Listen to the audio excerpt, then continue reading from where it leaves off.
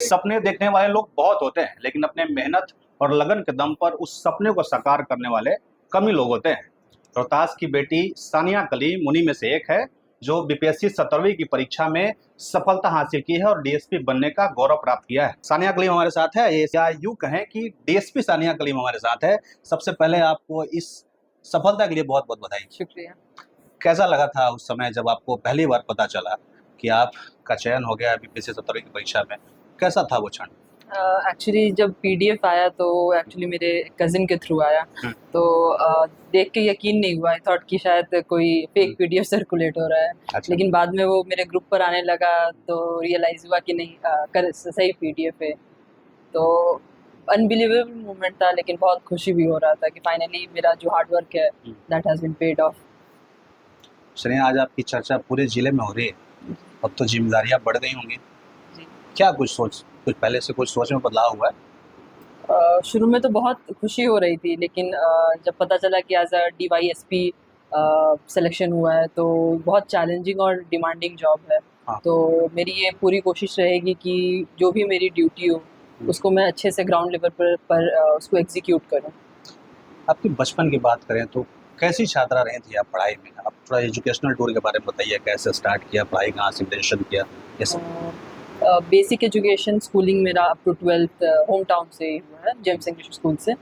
और एक्चुअली ये मेरे पापा का ड्रीम था, तो जब व्हेन आई वाज ग्रोइंग, बहुत चाइल्डहुड में ही वो बाय डिफ़ॉल्ट मेरा ड्रीम हो गया। और फिर ग्रेजुएशन के लिए वो बहुत ही चार्टेड आउट प्लान था कि 12th तक साइंस करना है, उसके बाद ग्रेजुएशन में आर्ट्स लेना है और उसके बाद सिविल सर्विसेज के प्रिपरेशन करना है। तो ग्रेजुएशन मेरा जामिया मिलिया इस्लामिया यूनिवर्सिटी से हुआ।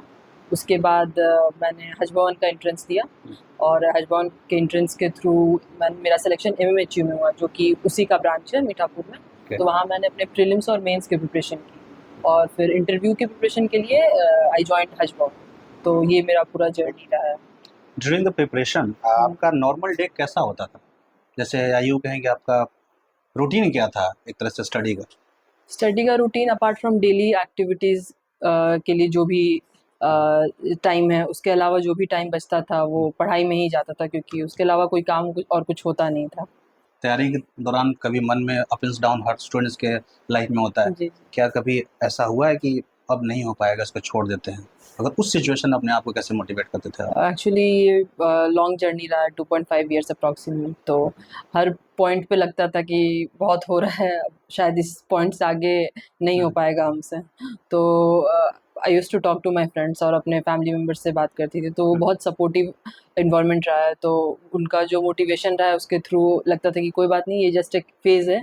वो हर एक एस्पिरेंट की लाइफ में आता है कि उसके बाद I will be able to reach my goal अगर इवेंचुअली।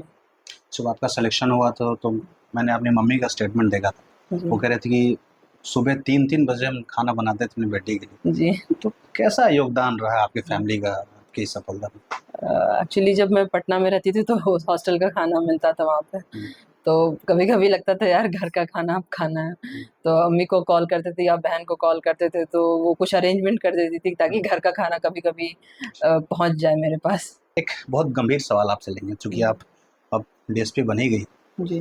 पुलिस और जनता के बीच अभी जो संबंध है, उस संबंधों को सुधारने के लिए अगर आपसे कहें तो क्या कुछ करना चाहिए? एक तरह से जो पुलिस और जनता का रिलेशन होता है, कहीं न कहीं जनता के मन में पुलिस के लिए बहुत सारी दुर्भावनाएँ या यूँ कहें कि एक डर सा बना रहता है, जबकि पुलिस तो प्रोटेक्शन के लिए होती है। तो इस परसेप्शन को आप कैसे चेंज करोगे अगर आप डीएसपी बन जाती हैं? हम चाहेंगे कि जो एक गैप है पुलिस और पब्लिक के बीच में, वो गैप कम हो, वो गैप को ब्रिज किया जाए। जो और एक मिसकंसेप्शन है पब्लिक के दिमाग में रिलेटेड टू पुलिस, वो भी कम किया जाए, अवेयरनेस फैलाया जाए। और अगर पब्लिक को कोई भी ग्रीवांसेस या कोई भी इश्यूज़ रहता है, तो उसके रिड्रेसल के लिए वो पुलिस को अप्रोच कर पाए। वो सब आई थिंक गैप कम करना चाहिए।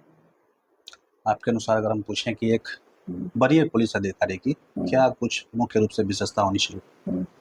आई थिंक कुछ कैरेक्टरिस्टिक ये होना चाहिए कि बहुत वो एक्सेसिबल रहे पब्लिक के ग्रीवांसेस को लेकर। जहाँ उसके अगर सॉफ्ट हार्टेड होना है वहाँ पे वो सॉफ्ट हार्टेड हो, जहाँ पे उसको एक असर्टिव और अग्रेसिव बिहेवियर अपनाना है वहाँ पे उसका वो वैसा बिहेवियर हो। मतलब आई थिंक कि एज पर द सिचुएशन वो अडेप्टेबल हो एक ऑफिसर। एडेप्टेबल। जी। अगर बीपीएससी आपका नहीं क्वालिफाई होता तो प्लान बी क्या था आपका? एक्चुअली बीपीएससी मेरा प्लान भी था। अच्छा। जी। लेकिन अभी फॉर्चुनेटली जब मेरा ये क्लियर हो गया है तो आगे का मेरा प्लान यूपीएससी में अपीयर होने का है।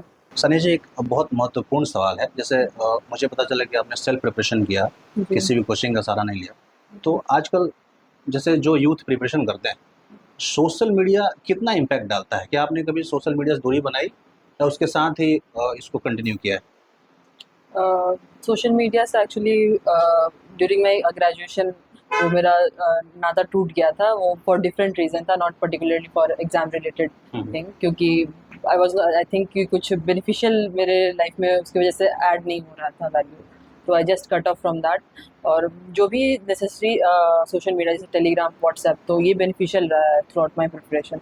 उसके अलावा और कोई सोशल वेबसाइट पे आई वॉज नॉट प्रेजेंट।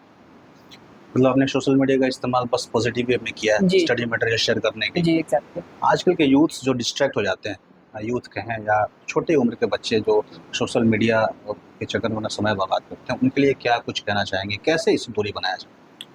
जी, अगर बहुत छोटे बच्चों की बात रही तो आई थिंक उनसे ज़्यादा रिस्पॉन्सिबिलिटी उनके पेरेंट्स पर है कि वो रेगुलेशन में रखें।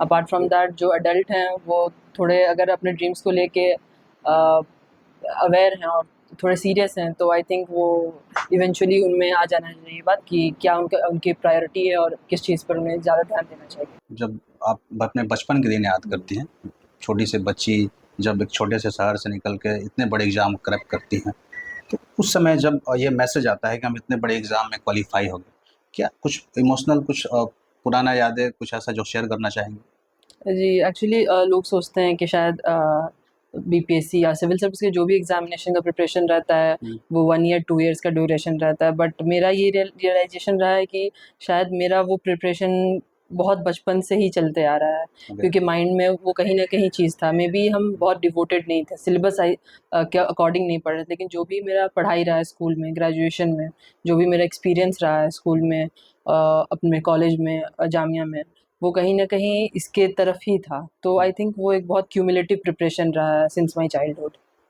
Sanya ji, one last question I want to ask you. What is the one message you would like to give to the thousands of young aspirants who have a dream to prepare like you? What the message you want to give them?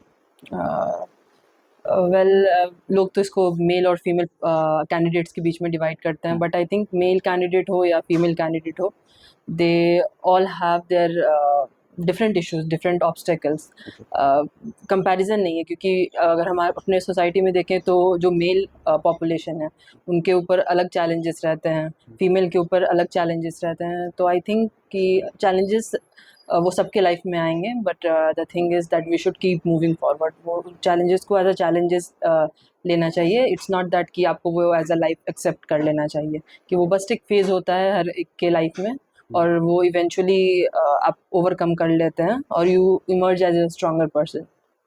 एक और सवाल आपसे जानना चाहेंगे। एक महिला अधिकारी होने के नाते अब तो डीएसपी बनने वाली हैं, जी। तो महिलाओं के लिए क्या कुछ प्रायोरिटी रहेगा आपका? किस तरह से आप काम करना चाहेंगे महिलाओं के लिए? महिलाओं के लिए पहले तो मेरा ये प्रायोरिटी रहेगा क्या, मेक श्योर कि उनके सेफ्टी कंसर्न्स जो हैं वो मेरा सबसे पहला प्रायोरिटी रहेगा। फिर जो भी गवर्नमेंट की स्कीम्स वगैरह हैं, क्योंकि बहुत आई रियलाइज़ कि बहुत वुमेन को अवेयरनेस नहीं है उस चीज़ों के बारे में, तो आई विल मेक श्योर कि वो अवेयर रहें अपने राइट्स को लेके, गवर्नमेंट की स्कीम्स को लेके, पॉलिसीज़ को लेकर, और जो भी उनके राइट्स हैं जो भी राइट्स हैं उनके, वो उनके लिए लड़ें, आगे आएँ, आगे बढ़ें। तो यही मेरा प्रायोरिटी रहेगा। चलिए, एक बार फिर बहुत बहुत बधाई आपकी इस सफलता के लिए और बहुत शुक्रिया समय देने के लिए। Thank तो ये रोहतास की बेटी सानिया कलीम है, जो कि यूपीएससी 17वीं की परीक्षा में 821 रैंक प्राप्त किया है और डीएसपी बनने का गौरव प्राप्त किया है। बाकी आपको हमारा ये कन्वर्सेशन कैसा लगा जरूर बताइएगा। मेरा नाम सोनू प्रताप सिंह है, आप देख रहे हैं टॉप 24 पोस्ट। बहुत शुक्रिया।